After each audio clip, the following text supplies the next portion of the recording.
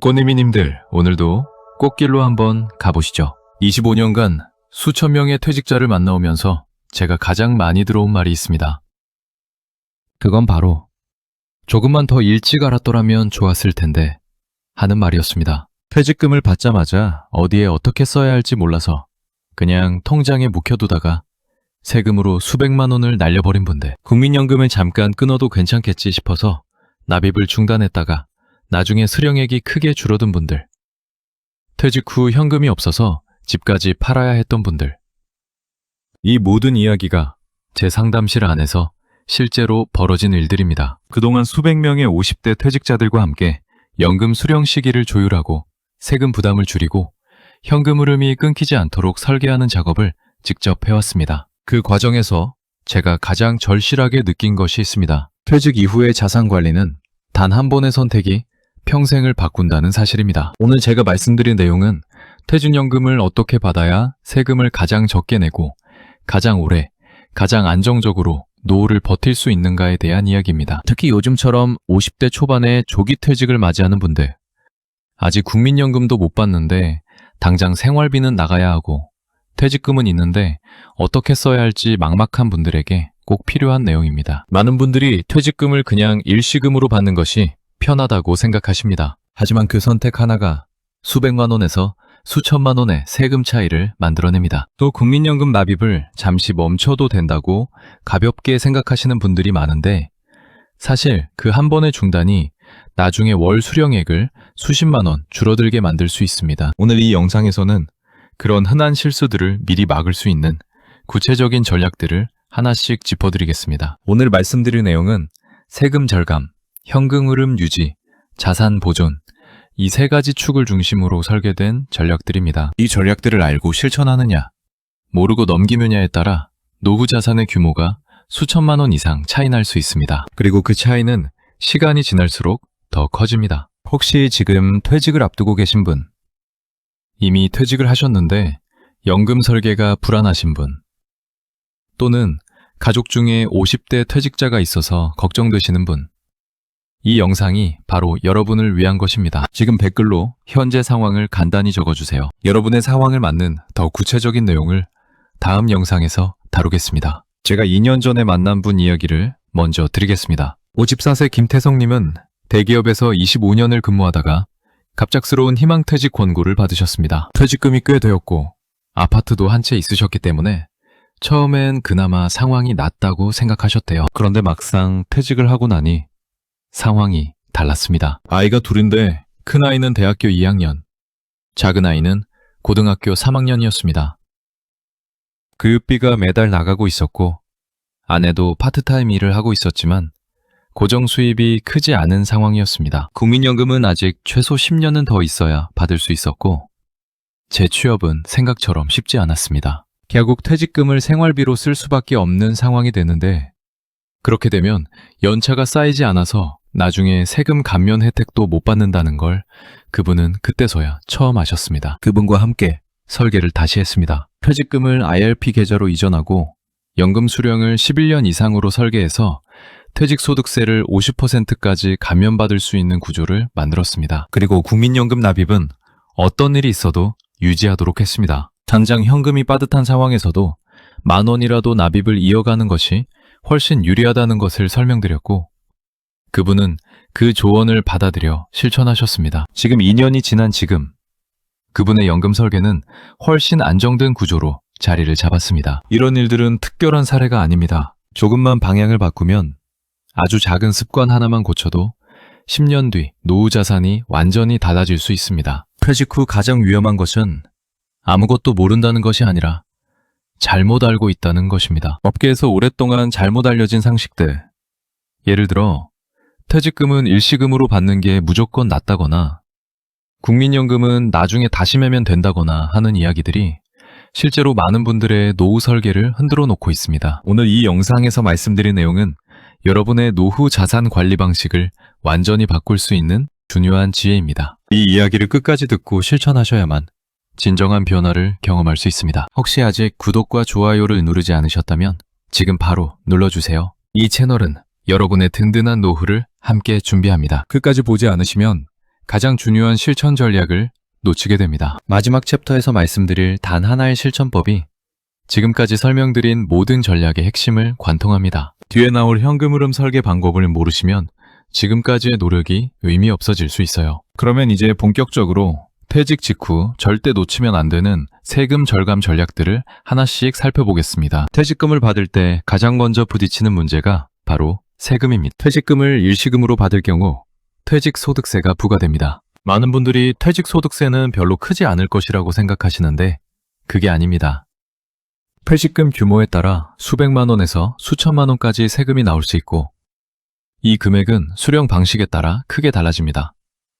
먼저 퇴직금을 IRP 계좌, 즉 개인형 퇴직연금 계좌로 옮겨두는 것이 출발점입니다. IRP로 이전하면 그 시점에는 세금이 바로 나가지 않습니다. 과세가 이연되는 구조입니다. 퇴직소득세를 내야 할 시점을 뒤로 미룰 수 있다는 뜻이고 이렇게 미뤄진 시간 동안 그 자금이 운용되면서 추가적인 수익을 낼 수도 있습니다. 58세 최현진님은 퇴직금 2억 원을 IRP로 이전하고 7년 후부터 수령을 시작하셨는데 그 기간 동안 운용 수익까지 더해져서 훨씬 안정적인 구조가 완성되었습니다. 이제 핵심 전략으로 들어가 보겠습니다. 퇴직금을 IRP에서 연금 형태로 수령할 때 수령 기간이 길어질수록 퇴직소득세 감면 혜택이 커집니다. 구체적으로 말씀드리면 연금으로 수령하는 기간이 10년 이하일 경우에는 퇴직소득세의 30%를 감면받을 수 있습니다.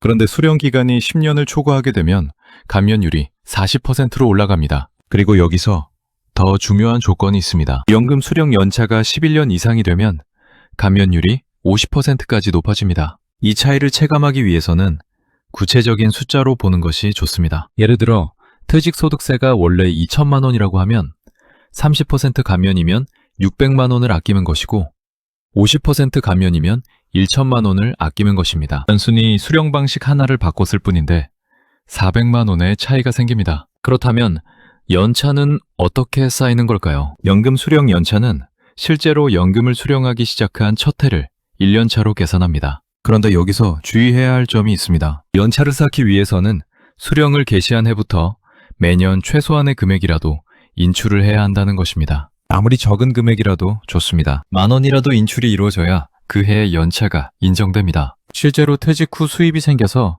당장 연금이 필요하지 않다고 해서 인출을 안 했더니 연차 계산이 처음부터 다시 시작된 사례도 있었습니다. 이 부분은 반드시 기억하셔야 합니다. 종신연금형으로 전환하는 경우에는 어떻게 될까요? 퇴직연금을 종신연금 형태로 받는 방식을 선택하면 세율이 더 낮아질 수 있습니다.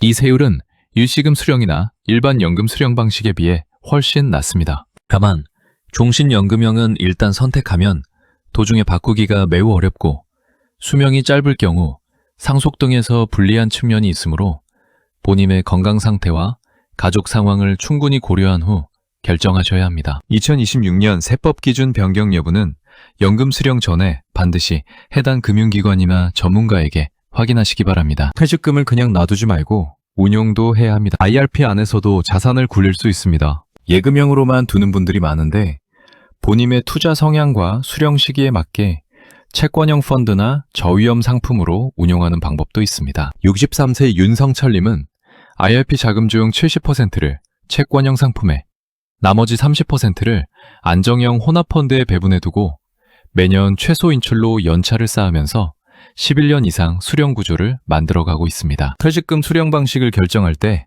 많은 분들이 헷갈려 하시는 부분이 있습니다. 퇴직금을 일시금으로 먼저 받았다가 나중에 IRP로 옮겨도 되는 것 아니냐는 생각인데요. 안타깝게도 이미 일시금으로 수령한 자금은 IRP로 다시 들어갈 수 없습니다. 퇴직금이 IRP로 자동 이전되는 시점에서 선택이 이루어지기 때문에 이 시점을 놓치면 돌이킬 수 없습니다. 퇴직 통보를 받은 순간부터 이 결정을 준비해야 하는 이유가 바로 여기에 있습니다. 연금 수령 방식은 사실 단순한 재테크 이상의 문제입니다. 이것은 노후 생존 전략입니다. 지금 어떤 선택을 하느냐가 10년, 20년 뒤 여러분의 생활 수준을 결정합니다. 그렇다면 세금만 아끼면 끝일까요? 아닙니다. 국민연금과 주택연금이라는 또 다른 중요한 축이 있습니다. 지금부터 그 이야기를 이어가겠습니다. 퇴직 후 가장 먼저 불안해지는 것이 바로 수입의 공백입니다. 국민연금은 아직 못 받고 퇴직금은 연금으로 설계해놨으니 바로 쓸 수 없고 이 공백기를 어떻게 버티느냐가 노후 설계의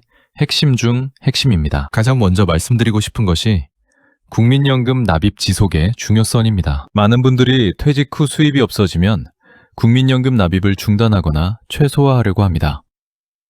하지만 이것이 생각보다 훨씬 큰 손실을 만들어냅니다. 국민연금은 납입 기간이 길수록 그리고 납입 금액이 많을수록 나중에 받는 월 수령액이 늘어나는 구조입니다. 1년을 더 납입하면 나중에 받는 연금이 매월 수만 원씩 더 늘어날 수 있습니다. 이 금액은 평생 받는 것이기 때문에 10년만 받아도 수백만 원, 20년 받으면 수천만 원의 차이가 됩니다. 국민연금을 유지하기 어려운 상황이라면 이미 가입 방식으로 가능한 최소 금액이라도 납입을 이어가는 것이 훨씬 유리합니다. 국민연금 수령 시기 조절도 중요한 전략입니다. 원래 수령 나이보다 최대 5년까지 늦추는 연기연금 제도를 활용하면 연 7.2%씩 수령액이 올라갑니다. 5년을 늦추면 36%더 많이 받게 됩니다. 반면 앞당겨 받는 조기 수령은 매달 받는 금액이 줄어드는 구조이므로 퇴직 후 당장 생활비가 급하지 않다면 늦추는 방향을 검토해 볼 필요가 있습니다.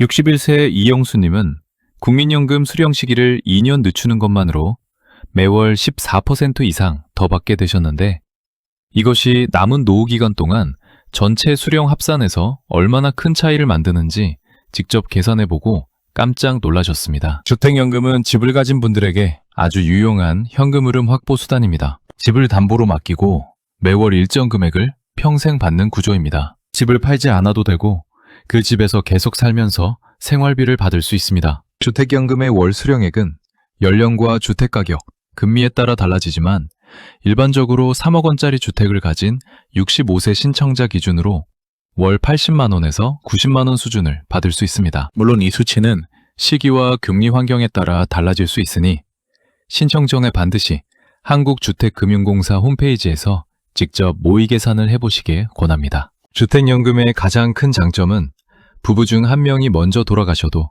남은 배우자가 계속 같은 금액을 받을 수 있다는 것입니다. 퇴직금은 생활비로 쓰는 것이 아니라 지켜야 하는 자산입니다. 퇴직금 보존의 원칙을 꼭 지키셔야 합니다. 퇴직 후 현금이 부족하다 보면 퇴직금에 손을 대고 싶어집니다. 여기서 한번 무너지기 시작하면 계속 쓰게 됩니다. 퇴직금을 쓰지 않으면서 생활비를 어떻게 마련하느냐가 관건인데 이를 위해 필요한 것이 바로 소득의 연속성 확보입니다.